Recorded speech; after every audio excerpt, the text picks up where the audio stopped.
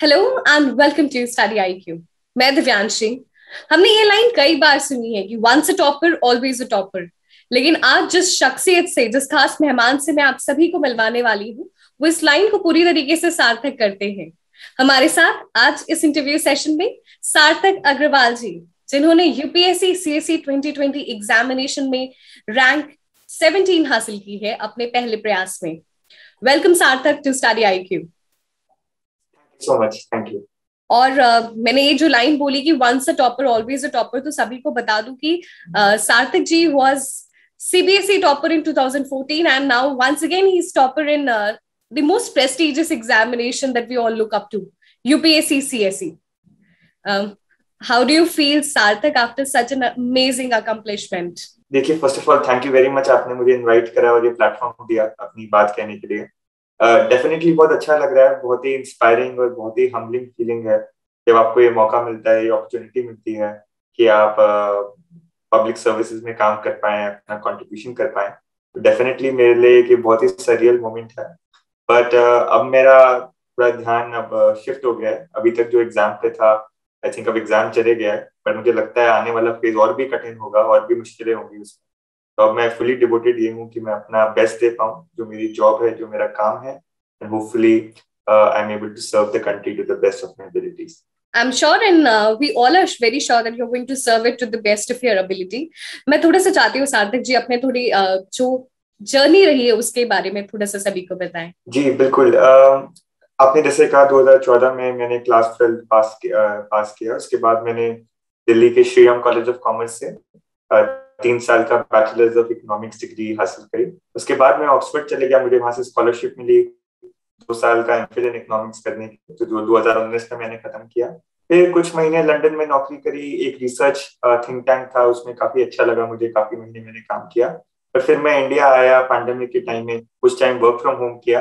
तो उसी टाइम से मेरा दिमाग में शुरू हो गया था कि जो मैं रिसर्च कर रहा हूँ ये तो अपने में बहुत इंटरेस्टिंग लगता है मुझे, और इसका एक बहुत ही बड़ा डिस्कनेक्ट है जो ग्राउंड पे हो रहा है चीजों पे। तो अगर इन दोनों वर्ड्स को आप जोड़ पाए, मुझे लगता है आप काफी कंट्रीब्यूशन कर सकते हैं देश में भी। तो यही मेरी मोटिवेशन थी, इसलिए मैंने तैयारी करना शुरू किया पिछले साल।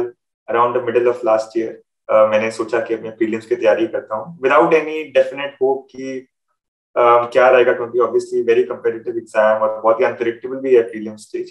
तो तभी से तैयारी शुरू करी। लकीली मेरा प्रीलिम्स क्लियर हुआ, फिर 3 महीने मैंने मेंस में लगाए, और मेंस एग्जाम होने के बाद मैंने फिर से अपनी रिसर्च करियर जो था उसको उसको भी परस्यू करा। अभी मैं वर्ल्ड बैंक के साथ काम कर रहा हूँ। हम रिसर्च कर रहे हैं कोविड के ऊपर, जो दुनिया में उसका क्या इम्पैक्ट हुआ है। तो मेरा यही मानना है कि दोनों फील्ड मुझे बहुत अच्छी लगती हैं, बट इन दोनों को साथ लेके अगर चलेंगे तो आई थिंक दोनों फील्ड्स को बहुत ही फायदा होगा उससे। आपने जैसे बताया कि कोविड के समय आप इंडिया आए और आपने प्रिपेयर करना शुरू किया। अब बहुत सारे लोगों की ऐसे इंस्पिरेशन है जो जिन्हें लगता है कि it requires lot of time. Definitely जो स्ट्रैटेजी आपने अपनाई अपने लिए, दैट बहुत ही सटीक स्ट्रैटेजी होगी।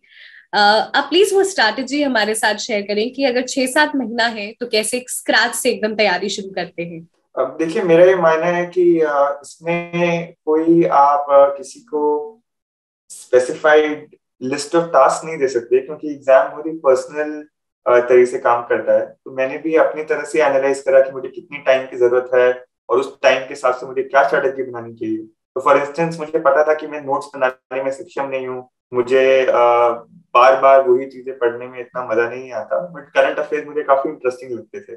तो मैंने अपनी स्ट्रैटेजी उसी हिसाब से अपनाई। करंट अफेयर्स बहुत ज्यादा पढ़ा मैंने, और ये जो स्टैटिक बुक्स कहते हैं यूपीएससी में, इनको बहुत कम पढ़ाई करी मैंने।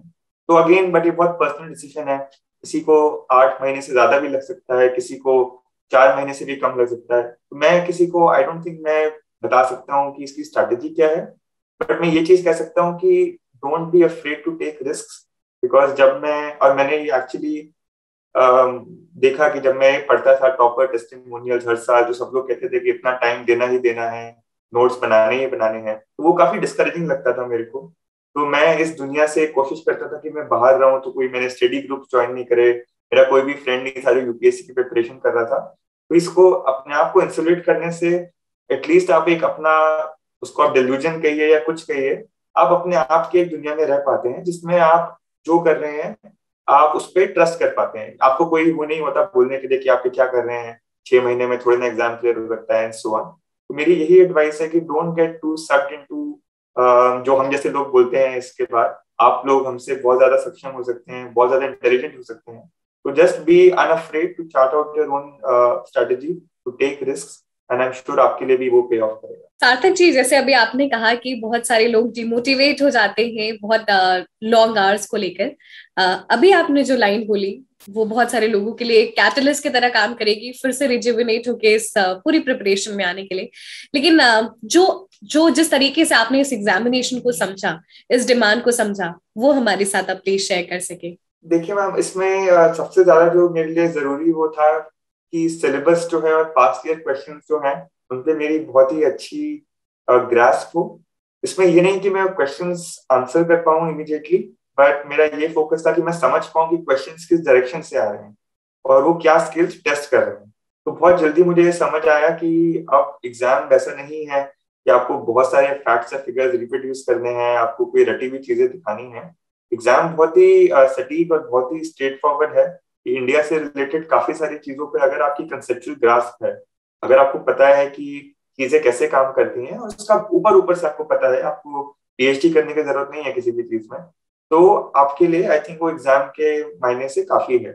आई थिंक काफी हम शुरू में थोड़ा डर जाते हैं कि इतना सिलेबस है, इतना कुछ है, तो जब आप पास्ट ईयर क्वेश्चन देखते हैं तो आप रियलाइज करते हैं कि अल्टीमेटली आपको 150-200 वर्ड ही लिखने हैं उन चीजों पे जो हमसे बहुत डियर हैं, जो चीजें हम न्यूज में हर रोज पढ़ते हैं, जो चीजें हम एक दूसरे से बात करते हैं। तो आई फील एक सिलेबस में एक लाइन है जनरल स्टडीज के सिलेबस में जो कहती है कि candidates do not need any specialised study for preparing this portion of the exam.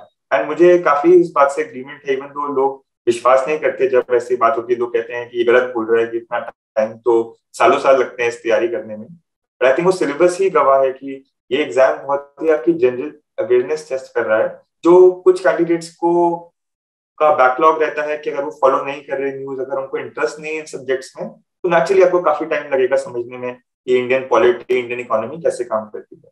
But again I am sure बहुत सारे हमारे अवेयर सिटीजन हैं, जो यंग हमारी ब्रिगेड है, जो अपने काम भी कर रही है और इंडिया में भी बहुत दिलचस्पी रखती है, उनके लिए मुझे नहीं लगता ये एग्जाम क्लियर करना बहुत ही मुश्किल होगा। सार्थक जी, अगर आपने अभी सिलेबस के बारे में बात किया, मैं चाहती हूँ थोड़ा सा किस तरीके से सिलेबस को अप्रोच करना है, क्योंकि जो फर्स्ट टाइमर्स है, एस्पिरेंट्स है, कई बार सिलेबस को देखकर ही वो समझ नहीं पाते, इंटरलिंक नहीं कर पाते हैं कि अलग अलग सेगमेंट्स के टॉपिक्स क्या आपसे डिमांड कर रहे हैं। देखिए, सबसे आसान तरीका जो ये है वो आजकल हम सबके पास वो फैसिलिटी है कि सिलेबस के हर टर्म को अगर आप गूगल में डाल के देखें कि क्या आ रहा है, और सबसे इम्पोर्टेंटली जो गूगल न्यूज वाला फीचर है उसको मैंने बहुत यूज किया अपनी प्रिपरेशन में, क्योंकि वो दिखाता है कि सबसे करंट टॉपिक्स क्या है, क्या बारे में लोग बात कर रहे हैं।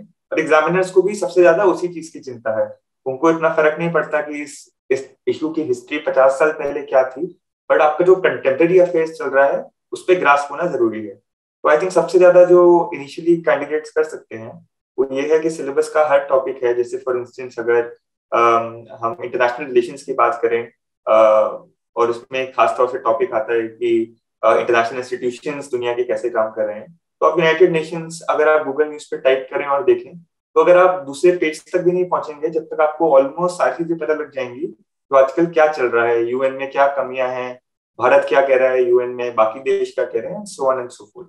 तो ये बहुत ही यूजफुल अप्रोच लगे मुझे, एंड उसमें कुछ टाइम लग सकता है आपको जस्ट टू एक्लिमेटाइज योरसेल्फ की सिलेबस क्या है, क्या मांग है। And eight the same time अगर आप पास्ट ईयर क्वेश्चन साथ में रखेंगे तो आपको ये भी अंडरस्टैंडिंग होगी कि एग्जाम कोई रॉकेट साइंस नहीं है, कोई बहुत ही सोफिस्टिकेटेड चीज टेस्ट नहीं कर रहा है। एज लॉन्ग एज आपको बेसिक्स पता है, अगेन जैसे यूएन का क्या प्रॉब्लम्स हैं एंड इंडिया ने इसको क्या सोल्यूशंस दिया है, तो वो ही आप लिखेंगे तो आपको मार्क्स जरूर मिल जाए। अगर हम प्रीलिम्स और मेंस की एक इंटीग्रेटेड तैयारी की जो बात करते हैं, आपने भी वैसे इंटीग्रेटेड तैयारी की थी?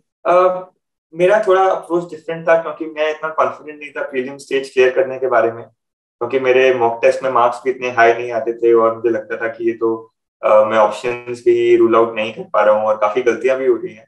तो मेरा यही अप्रोच थी कि प्रीलिम्स पहले क्लियर हो जाए तब मैं मेंस के बारे में सोचूंगा। लेकिन एक चीज है कि जो सिलेबस है वो ओवरऑल काफी सिमिलर है।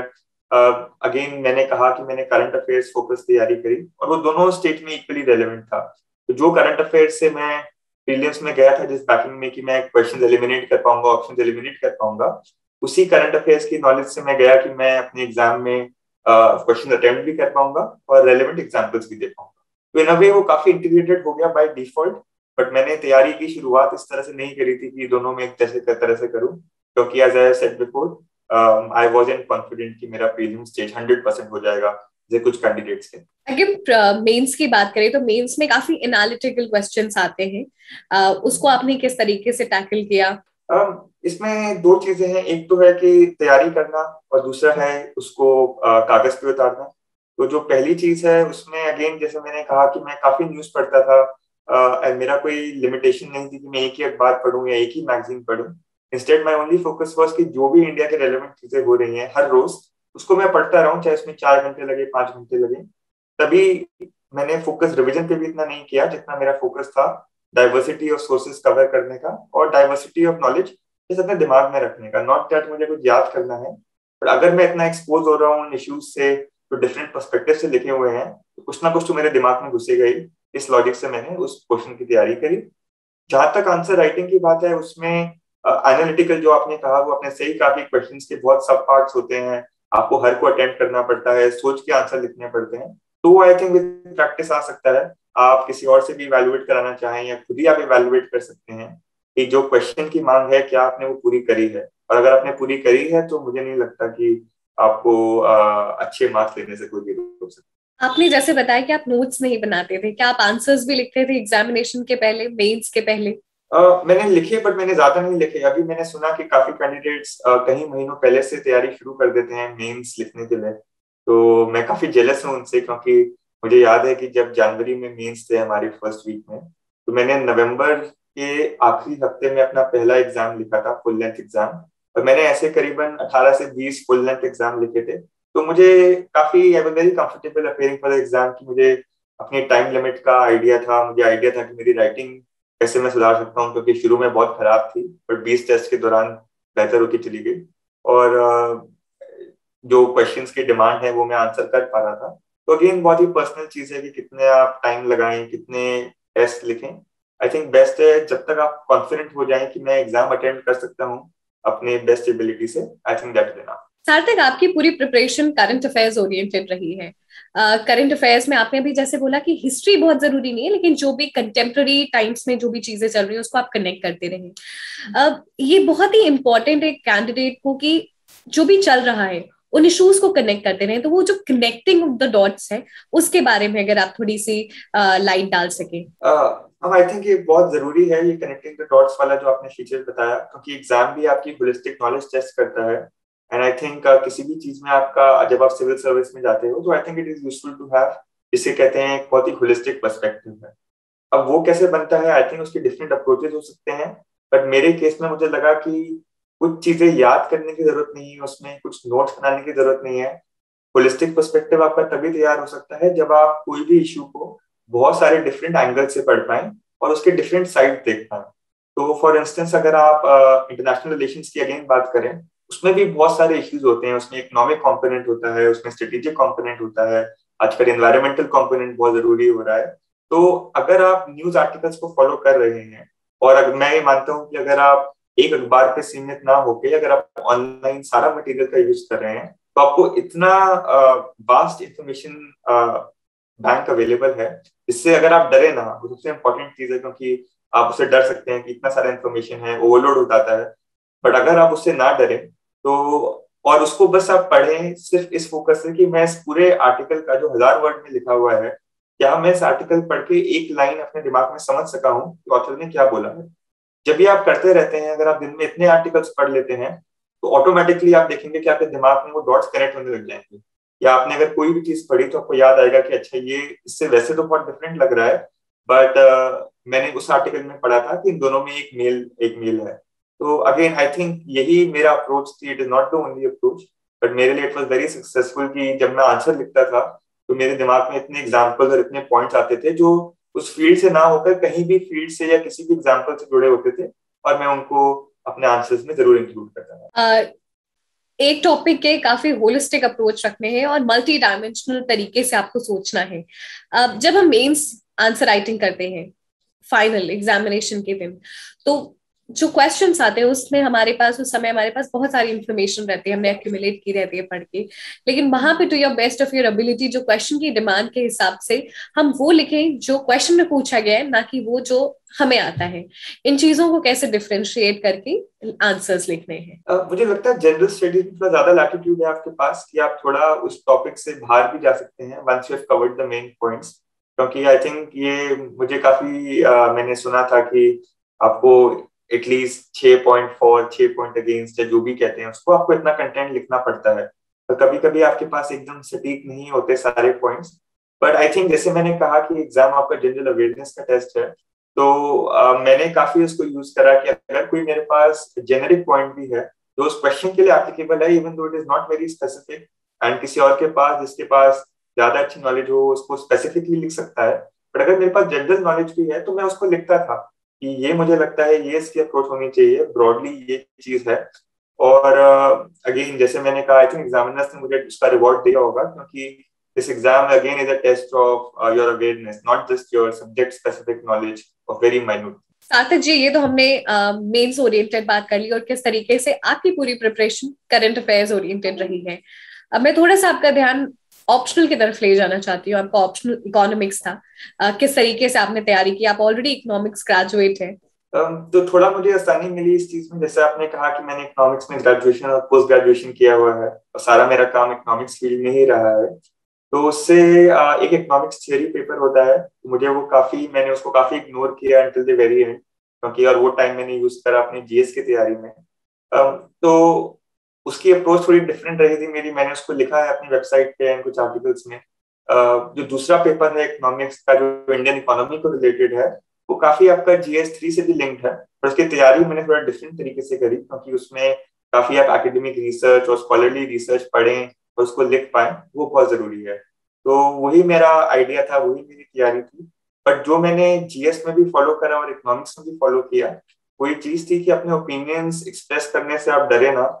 काफी टाइम हमें कहते हैं कि एज अ ब्यूरोक्रेट जब आप आंसर लिख रहे हैं तो आपको दोनों साइड कवर करनी चाहिए without taking a very strong point, and I disagree with that. मुझे लगता है कि अगर आपका डेटा, एविडेंस और आर्ग्यूमेंट्स एक डायरेक्शन में जा रहे हैं तो उसमें कोई गलती नहीं है कि अगर आप वो लिखें कि this is what the data seems to suggest, but at the same time आप डिल्यूजनल नहीं हो सकते कि उसमें कोई दूसरा पर्सपेक्टिव हो ही नहीं सकता, उसको भी एक्नॉलेज करिए। बट ऑब्वियसली अगर आपके आर्गुमेंटेटिव स्किल्स अच्छे हैं तो आप उस एक्नॉलेजमेंट के बाद आप उसको रिफ्यूट भी कर पाएंगे कि उस पॉइंट में क्या कमियां हैं। तो आई थिंक ये इकोनॉमिक्स के लिए तो खासकर वैल्यूबल है ही, क्योंकि इकोनॉमिक्स बहुत जो सबसे डिबेट्स हमारी सोसाइटी में आजकल होती हैं वो इकोनॉमिक्स पर ही होती हैं कि इकोनॉमी को कैसे काम करना चाहिए, क्या करना चाहिए, नहीं करना चाहिए। तो I think it is very crucial to take a view जब आपको लगता है कि डेटा उस व्यू को सपोर्ट करता है। ये तो आपने बात इकोनॉमिक्स की बता दी। हमने कई बार ऐसा सुना है कि when you are writing your answer, आपका एक बाइस्ड नेचर नहीं दिखना चाहिए, एक न्यूट्रल बेसिस के हिसाब से आप आंसर लिखें। तो क्या आपने जेएस में भी यही अप्रोच अपनाई थी कि अगर if it was in negative तो आप नेगेटिव पॉइंट्स ही लिखते थे and then finally you give a conclusion? Right, इसमें न्यूट्रल आई थिंक इसमें दो चीजें हैं। एक चीज है न्यूट्रल होना for the sake of it, आपको जस्ट आपने बेसिकली पॉजिटिव और नेगेटिव उतार दिए without applying your mind to it. And I feel आप न्यूट्रल इसी चीजों में हो सकते हो, बट कुछ चीजें जहां पर एविडेंस बहुत ही एक डायरेक्शन में जा रहा है, उस केसेस में आई डोंट थिंक आपको न्यूट्रल होने की जरूरत है, आप उसको एक्नॉलेज करिए। बट जब आप कंक्लूड करेंगे तो I don't think there is any harm in admitting that this is what it seems to be for me, this is what the most persuasive argument seems to be, and उसको आप लिखिए तो I'm sure it also comes across as creative, because I feel सिर्फ argument उतारने वाले लोग बहुत होंगे एग्जाम में, बट जो वो रियली टेस्ट कर रहे हैं आपकी क्रिटिकल थिंकिंग स्किल्स हैं, आपकी इनोवेशन है, आपकी क्रिएटिविटी है। एंड खासकर अगर आपके पास कम टाइम है जैसे मेरे पास था, तो आपको हमेशा ये सोचना चाहिए कि क्या चीज आप कर सकते हैं जो आपको डिफरेंशिएट करे। Ultimately it's a game of differentiation. अगर आप वही चीज कर रहे हैं जो कैंडिडेट्स काफी साल लेके कर रहे हैं, तो आप उनको अपने गेम में कभी मात नहीं दे पाएंगे। पर अगर आपका फोकस है कि मेरी स्किल्स क्या है, उसको मैं कैसे बेस्ट यूज कर सकता हूँ, तो आई थिंक तब वो इनोवेशन वाला एस्पेक्ट निकल के आएगा। यानी कि ये बहुत ही इंपॉर्टेंट पॉइंट सभी एस्पिरेंट के लिए, और ये कई बहुत नई बात भी है कि हमेशा आपको पॉजिटिव नेगेटिव नहीं लिखना है। अगर आर्ग्यूमेंट नेगेटिव ही है तो आप नेगेटिव लिख सकते हो और फाइनली आप एक कंक्लूजन दे सकते हैं जो थोड़ा ऑप्टिमिस्टिक हो। राइट मैम, हाँ, आई think it is important. Optimism वाला जो एलिमेंट है वो काफी उसको स्ट्रेस करते हैं। आई think it is a fair point, because आप कंस्ट्रक्टिवली बात करना चाहते हैं। आपका पर्पस सिर्फ हर चीज को ये नहीं कहना है कि इसमें क्या कमियां हैं, क्या खराबियां हैं, क्योंकि अल्टीमेटली उससे ज्यादा कुछ फायदा नहीं होता। बिकॉज आप you are writing as a policy person, आप एज अ पब्लिक इंटेलेक्चुअल नहीं लिख रहे हैं कि आपका पर्पस जस्ट क्रिटिक करना है। तो definitely I think it is important. And वो तभी आएगा जब आप अपना ओपिनियन सोच पाएंगे, जब आप क्रिएटिवली सोच पाएंगे, तब आप सोल्यूशन ओरिएंटेड भी हो जाते हैं। आप सोचते हैं कि अच्छा ये कमियां हैं, ये प्रॉब्लम्स हैं, ये उसके लोगों ने कहा है एड्रेस करने का, बट आपका क्या ओपिनियन है, क्या चीज से वो चीज बेस्ट सॉल्व हो सकती है, और वो आपके आंसर में जरूर दिखता है। सार्थक जी, कई बार ऐसा होता है कि आप जब पूरा पेपर लिखते हैं, अभी हम क्रिटिकल थिंकिंग की बात कर रहे हैं, कई बार एक नेगेटिव इंप्रेशन भी पड़ जाता है, हमने ऐसा सुना है। तो आपके हिसाब से ये सारी बातें गलत? डू यू थिंक कि aspirant must go with their gut feeling, not by what they have listened? Yes, absolutely. I think सबसे इम्पोर्टेंट वही है, हमारी जो इंट्यूशन है, हमारी जो अपनी अंडरस्टैंडिंग है। आई थिंक अल्टीमेटली आपको तभी मैं थोड़ा दूर रहा इन स्टडी ग्रुप्स और कोचिंग इंस्टीट्यूट से, क्योंकि ये आपको बहुत ही फनल कर देते हैं एक स्पेसिफिक माइंडसेट और एक स्पेसिफिक तरीकों में। जो और अगर सभी लोग एक ही चीज लिखेंगे तो आपको एक्स्ट्रा मार्क्स कैसे मिलेंगे? तो आई थिंक या आपका जो इंडिविजुअलिज्म है, आपकी जो अपनी क्रिएटिविटी है, आपकी जो अपनी सोच है, उसको डेफिनेटली एक्सप्रेस करिए पेपर पे, बिकॉज इससे अच्छा मौका आपको कम ही मिलता है। प्रीलिम्स में तो आपको 100 एमसीक्यूज हैं, वो आपके सही है गलत हुए हैं, उससे ज्यादा आप कुछ कर नहीं सकते। और जो लैटिट्यूड आपके पास मेंस में है, और मुझे बहुत मजा आया मेंस की तैयारी करने में और पेपर लिखने में, because you just suddenly feel so powerful कि जो इश्यूज इंडिया के जितना रेलेवेंट है, आपके पास वो अपॉर्चुनिटी है कि आप अपने ओपिनियंस एक्सप्रेस करें उनके ऊपर। तो मेक श्योर कि वो ओपिनियंस एविडेंस ड्रिवन हो, मेक श्योर ओपिनियंस प्रैक्टिकल हो, क्योंकि again I mean one of my colleague said in one of the events that exam की तैयारी करते हुए भी it is important to think like an officer.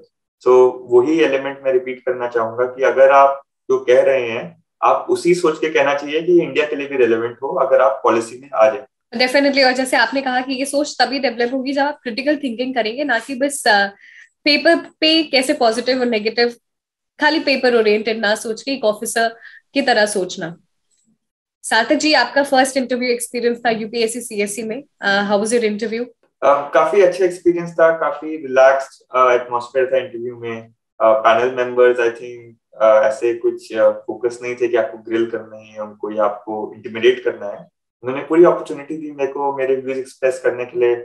काफी इकोनॉमिक्स पे क्वेश्चंस थे और इकोनॉमिक्स से बाहर भी काफी क्वेश्चंस थे। तो ओवरऑल मेरा एक्सपीरियंस काफी पॉजिटिव था इस बार। क्या आपको कुछ सिचुएशनल क्वेश्चंस भी आपसे पूछे गए? जी, मुझसे पूछे गए मुझसे क्वेश्चन, लेकिन वो इंटरनेशनल रिलेशंस थोड़े ज्यादा फोकस थे कि इंडो यूएस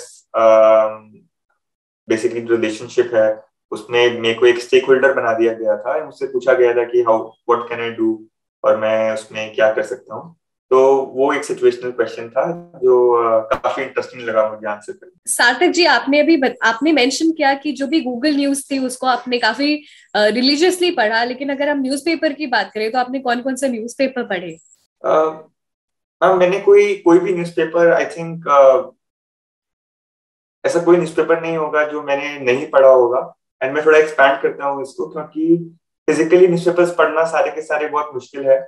पर जैसे अगेन हमने बात करी अभी गूगल न्यूज की, वो ऑटोमेटिकली आपके इंटरेस्ट के हिसाब से न्यूज दिखाता है फ्रॉम अक्रॉस द बोर्ड, जो कोई भी न्यूज़पेपर से रिलेटेड है। तो उसमें आपको बहुत इंटरेस्टिंग आर्टिकल्स मिलते हैं।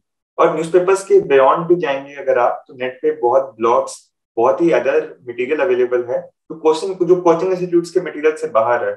एक चीज मैंने कोशिश करी है कि मैं कभी भी कोई कोचिंग इंस्टीट्यूट का मटेरियल जो ये वाला होता था कि आर्टिकल्स को समराइज करने का और अपना ज्ञान देने का, वो मैं कम पढ़ता था। क्योंकि जो आप सोर्स से जब आप पढ़ते हैं टॉप नॉच ऑथर्स के, टॉप नॉच क्रिटिक्स के, तो वो आपको जो नॉलेज भी मिलती है और राइटिंग करने का तरीका भी मिलता है। आई थिंक वो काफी यूनिक है। तो अगेन मेरा फोकस डेफिनेटली, अगर मैं कोई एक बार कहूंगा तो वो इंडियन एक्सप्रेस बहुत अच्छा लगता था मेरे को। And I think it is a very balanced, very good newspaper. But उसके अलावा भी आई डिडंट, जैसे अगर कोई टाइम्स ऑफ इंडिया में बहुत अच्छा आर्टिकल है तो मैं इसलिए नहीं पढ़ूंगा, इसीलिए उसको मैं छोड़ूंगा नहीं कि वो टाइम्स ऑफ इंडिया में और वो हिंदू में नहीं है। सार्थक जी, हमने आपसे प्रीलिम्स मेंस और किस तरीके से इंटरव्यू की तैयारी करनी है, उसके बारे में हमने काफी डिटेल में चर्चा की। हम सेशन के एंड में आ चुके हैं। आप कुछ फाइनल टिप्स देना चाहते हैं सभी एस्पिरेंट को, फर्स्टली स्पेशली जो फर्स्ट टाइमर्स है, नए एस्पिरेंट है इस पूरी प्रिपरेशन में? इसमें बस एक दो बातें मैं कहना चाहूंगा जो मैं पहले भी कह चुका हूँ। First of all again discover करिए कि आपके अपने इंडिविजुअल स्ट्रेंथ्स और वीकनेसेस क्या हैं, एंड आप उसको कैसे उसके साथ काम करके एग्जाम में एक क्रिएटिव पिक्चर पुट कर सकते हैं। क्योंकि आप एग्जाम पहली बार दे रहे हैं, आपके जैसे किसी ने आज तक एग्जाम नहीं दिया है, तो वो दिखना चाहिए पेपर पे भी। आपका फोकस सिर्फ उसी को रिपीट नहीं करना चाहिए जो पहले टॉपर्स का चल गया है। और दूसरी चीज है जो मैंने भी काफी फॉलो करी कि इस एग्जाम को ज्यादा बड़ा मत बनाइए, don't let it consume yourself too much. तभी I always stress on the importance of having a backup option and having a life beyond UPSC. क्योंकि फिर आपको लगता है कि यही सब कुछ नहीं है। अगर आप इसमें अगर आपका एग्जाम बाई चांस अच्छा ना भी होता है, क्योंकि इसमें काफी लक का स्कोप है, तो वर्ल्ड डजंट एंड। जो आप करना चाहते हैं वो आप फिर भी बहुत डिफरेंट तरीकों से कर सकते हैं। हमारा वर्ल्ड बहुत ज्यादा ओपन है अब, इंडिया बहुत ज्यादा ओपन है अब, और बहुत नए नए अपॉर्चुनिटीज रोज आ रहे हैं। तो definitely don't try to don't make it too big. And वो हम कर देते हैं इतना चीजें करके कि वाओ इतना टफेस्ट एग्जाम है, बहुत प्रेस्टिजियस एग्जाम है। आई थिंक हर जॉब प्रेस्टिजियस है, हर जॉब कंट्रीब्यूट करी है नेशन बिल्डिंग में। सिविल सर्वेंट्स की कोई मोनोपोली अब नहीं रही है to make India what we want India to be. तो इसको आप याद रखेंगे तो आई थिंक थोड़ा आपका प्रेशर और स्ट्रेस भी कम। Thank you so much Sarthak ji for speaking to us. बहुत जरूरी है जो भी पॉइंट्स आपने मेंशन किए कि इस एग्जामिनेशन को बहुत बड़ा मत बनाइए, लेकिन अपना बेस्ट जरूर दीजिए अगर आप इस एग्जामिनेशन में हैं तो। Thank you so much and the entire team wishes you good luck and good health.